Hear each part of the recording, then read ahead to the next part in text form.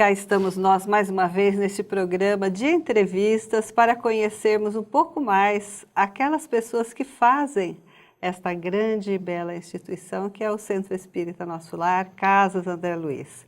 E sendo assim, esse programa só é possível com convidados.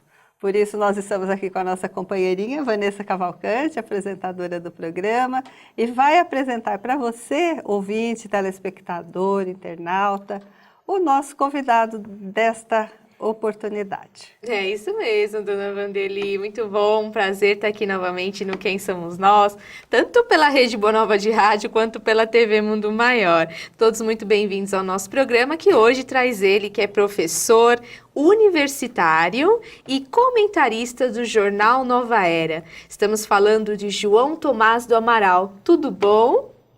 Tudo bom, Vanessa, Vanderlei, é um prazer muito grande poder participar desse programa com vocês. Quem somos? Bem-vindo! Quem somos nós? Quem somos nós? Quem somos nós?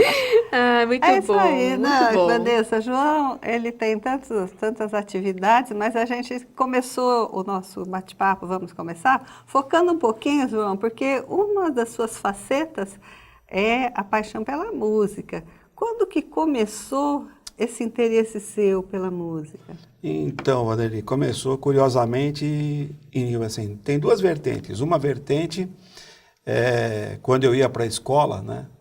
Aqui na Zona Norte tinha um sistema de alto-falantes que quando nós caminhávamos no sentido da escola, o alto-falante ia tocando música e nós ouvíamos durante o percurso, né? E a música instrumental apareceu para mim dessa forma, mas curiosamente, né, nós tínhamos um vizinho, nós morávamos juntos, uma família, que é a família do seu Hermínio, da dona Enedina, o Valdemar, o Odésio, o Osmar, e tinha muita música sertaneja lá. Então eu convivia ali com todo aquele pessoal. Então a música apareceu dessas duas maneiras, né? Na vizinhança e no caminho para a escola. Na sua juventude. Na juventude. Sempre gostou e até hoje você se emociona. Emociona, muito bom. Até porque nós nos remontamos a todo esse período, é um período muito gostoso, onde as famílias ainda podiam se sentar na calçada, no final da tarde, trocar conversas, e a gente tem amizade até hoje, né? Nós temos todas amizades, continuamos com essa amizade, isso é muito interessante. Qual que é a ligação entre engenharia, você é formado também nessa área, conta um pouquinho para nós, a sua paixão também por essa área, né? E a ligação entre essa formação, né, engenharia e a música. Então, quando eu entrei fazendo o curso de engenharia, que era um sonho de infância, né? Não alimentado pela família, né? Eu escolhi, assim, a minha família não me dirigiu, eu escolhi, eles acataram, né? Se eu fosse atender os anseios da minha família, talvez eu fosse médico. Mas eu escolhi a engenharia e, vamos dizer, do primeiro para o segundo ano de engenharia, dois professores, o professor Antônio Silva e o professor Perotti, me convidaram para fazer matemática. Acabava me saindo relativamente bem na matemática e eles me convidaram para fazer matemática. E aí eu fiz os dois cursos juntos, fui fazendo simultaneamente. Mas existe um grande matemático chamado Weierstrass, que diz o seguinte, que nenhum matemático será completo se ele não se enveredar pela arte ou pela música.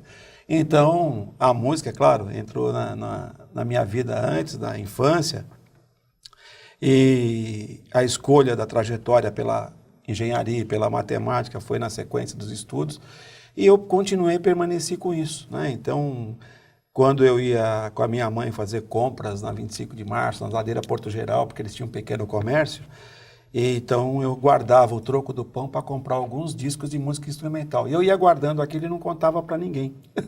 Tanto é que meu pai, depois ouvindo as músicas, principalmente relacionadas ao movimento do choro, ele achava que tudo era mais ou menos semelhante, ele não distinguia muito bem. E eu fui guardando esses discos e eu continuei a minha coleção depois já adulto e continuo até hoje. E aí nós vamos tocando aqui na Rede Boa Nova de Rádio há algum tempo, essa coleção que está em casa e que futuramente eu pretendo ver o que nós faremos com ela. Os ouvintes adoram, né? Eles gostam então, bastante. Assim, até lembrando, né, que o João Tomás tem um programa também, Chorinho Brasil, e traz, é legal, João, que você pegar um acervo que poderia estar guardado, né, e você está dividindo com a gente, com os ouvintes. da Rádio Boa Então, Nova. É muito né, legal. Vanderlei, Foi esse mesmo. projeto com a Boa Nova, é claro, né, um sonho muito grande, essa aproximação com a doutrina, aproximação com as casas, depois eu ter vindo para a rádio, foi muito gostoso, né? Então, poder compartilhar é muito interessante. Então, o acervo está à disposição, a gente precisa trabalhar esse acervo ainda, eu tenho ideias de que nós possamos dar uma certa organização, né? E na medida do possível, né, nós vamos trazendo para os ouvintes poderem compartilhar um pouco de todo vamos dizer assim, esse universo, né, da música instrumental brasileira, principalmente o choro. Há quanto tempo já o Chorinho Brasil no ar? Já tem mais de 20 e poucos anos, daqui a pouco está se aproximando dos 30. Que legal, bastante tempo. É Qual interessante. dia e horário, só para as pessoas? Sábado, aos sábados às 15 horas. É Ótimo. interessante porque a gente tem procurado mostrar assim como a educação não é só educação formal, não é só você aprender a ler, escrever, entender um texto, mas como a música, como a família, como a espiritualidade, como tudo tem a ver com o nosso crescimento como ser humano, né? Então a gente tem focado várias coisas que têm a ver com uma verdadeira educação, uma educação formal, mas instrutiva, mas também de formação de caráter, né? João, deixa eu te falar, acabar aqui minha pergunta. Eu imagino que você é um grande estudioso, né? Eu tenho a impressão que você já fez muitos cursos. Eu sei, você já comentou no Jornal Nova Era sobre esse curso que você fez entre Brasil e Portugal. Conta um pouquinho, resumidamente, para o nosso ouvinte sobre isso. Então, talvez muito poucas pessoas saibam, né? Quer dizer, o meu doutorado foi um trabalho envolvendo ensino de matemática, né, na Universidade de São Paulo, mas uma coisa que poucas pessoas sabem é a importância que alguns matemáticos portugueses têm na nossa matemática. Principalmente no século XX, né, quando nós tivemos aquele momento da história da humanidade, né, porque foi uma coisa ampla, em que nós tivemos várias ditaduras esparramadas, né, pelo planeta. Então, um autor que se destacou nesse período em Portugal, que nasceu em 1901 e faleceu e desencarnou em 48, tem um trabalho importantíssimo, que é o professor Bento de Jesus Caraça. Esse autor é um autor fortemente conhecido dos autores de matemática, dos livros didáticos de matemática no Brasil. É um autor extremamente conhecido dos professores universitários dos cursos de matemática. E quando da formação dos professores, em geral, o texto dele é muito trabalhado.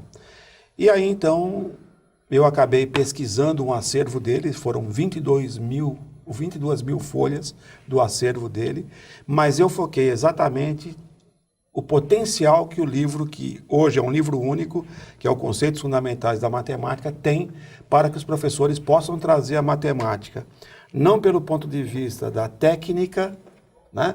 Da técnica operatória, mas trazer a matemática como uma possibilidade de amplitude da cultura geral. Porque ele também aborda questões de aspectos filosóficos e aspectos históricos da matemática. E a matemática funciona só como um pano de fundo, porque essa metodologia você pode trazer para qualquer outra ciência, para qualquer outra matéria. Então, eu acabei pesquisando, trazendo, e nós continuamos trabalhando ainda no acervo dele.